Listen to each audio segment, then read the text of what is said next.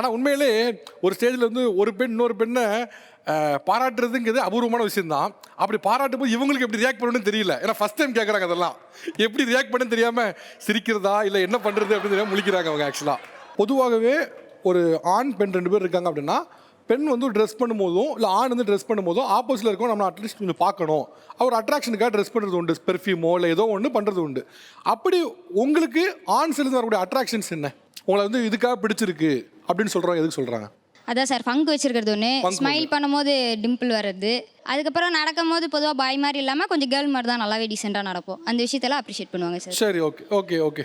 Opposite ஜெண்டரில் இருக்கிற ஒருத்தங்க எனக்கும் கவிதையெல்லாம் எழுதியிருக்காங்க, என்னையும் வர்ணிச்சிருக்காங்க, என்னையும் பெண்ணாக பார்த்துருக்காங்க. ஸோ யார் அந்த சப்ஜெக்ட் அப்படின்றதுல தான் டிஃப்ரென்ஸ். ஒருத்தங்களுக்கு இப்போ ரிலேஷன்ஷிப்னு எடுத்துக்கிட்டோன்னா ஒரு ப்ரிஃபரன்ஸ் இருக்கும். சில பேருக்கு டாலான ஆண்மகன் வேணும்னு ஆசை இருக்கும், சில பேருக்கு ஷார்ட்டாக இருந்தாலும் ஓகேன்னு இருக்கும், இல்லை ஏன் ஹைட்டுக்கு இருந்தாலும் ஓகேன்னு இருக்கும். அந்த தோற்றவியல் வந்து ஒருத்தங்களோட தனிப்பட்ட விருப்பு வெறுப்பங்களை பொறுத்து தான் இருக்குது. ஷார்ட்டாக இருக்கிற பொண்ணுங்களோட எனக்கு அட்ராக்ஷன் இருக்குன்னு சுற்றிட்டு இருக்க ஆண்மகளும் இருக்காங்க. அதே மாதிரி சமூகவியலில் பார்த்துக்கிட்டோன்னா எல்லா ஆண்மகளும் அப்படியே பெரிய கூந்தல் வச்சுருக்கவங்க பின்னாடி தான் அலைப்பாய்ஞ்சு சுற்றிக்கிட்டு இருக்காங்க அப்படின்லாம் இல்லை.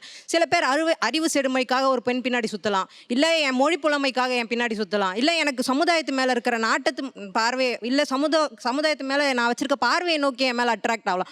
அட்ராக்ஷன்றதே தோற்றவியலை தாண்டி எப்பயோ வந்தாச்சு. நீங்கள் இன்னுமே அட்ராக்ஷன்ற ஃபேக்டர்லேயே என் உடல் அமைப்பு, என் ஃபிசிக்கு, என் ஹேர் ஸ்டைல் எப்படி இருக்குன்ற அந்த கோட்லேயே நீங்கள் சிக்கிக்கிட்ட மாதிரி இருக்குது.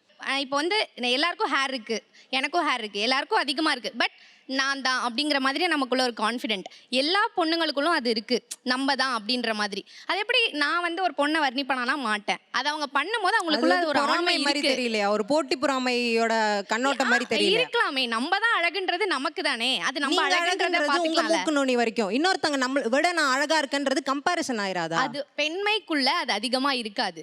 ஆண் தோற்றத்திலே இருக்கீங்க, ஆண்களே பார்த்து உங்களை வர்ணிச்சு உங்களை வந்து காதலிச்சு திருமணம் செய்கிறதுன்றது அவங்க சொன்ன மாதிரி திருமணத்துக்கு அப்புறம் அது வந்து ரொம்ப ஒரு இதான விஷயம் தான்.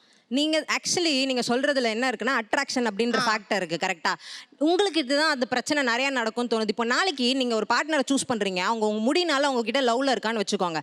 நாளைக்கு நீங்கள் ஒரு மாதிரி ஆயிடுச்சு, எனக்கு ஒரு வாழ்க்கையில் ஒரு மாற்றம் வேணும், நான் மொத்தமாக வெட்ட போகிறேன்னு சொல்லிட்டு முடி வெட்டுறீங்க. ஒரே செகண்ட் நான் கேள்வியை முடிச்சிடுறேன். முடி வெட்டுறீங்க, அந்த இடத்துல அவங்களுக்கு உன்னை பார்த்து முடிக்காக உனக்காக காதலில் விழுந்த ஒருத்தன் நீ முடி இல்லைன்னு உடனே அப்போ தான் காதல்லேருந்து வெளியே போவான். நான் பாவனையை மாற்றிக்க மாட்டேனே, நான் அப்ப இருந்து இதே பாவனை எனக்குன்னு ஒண்ணு இருக்காதா? 50% அதே பெண் தானே நானும், எனக்கும் அந்த பாவனை இருக்காதா? என் பாவனையை ரசிக்கிற மாதிரி ஒரு ஆண்மகன் இருக்க மாட்டானா? அவ்வளவு சொசைட்டி ரொம்ப கொரோடான ஒரு ஸ்டாண்டர்ட்ல தான் இருக்குன்னு நினைக்கிறீங்களா? அதாவது ஆண்மையான தோற்றத்திலே இருக்கவங்களை பார்த்து ஆண்கள் வந்து திருமணம் செஞ்சுப்பாங்களா அப்படின்றது 100% சொல்ல முடியாது.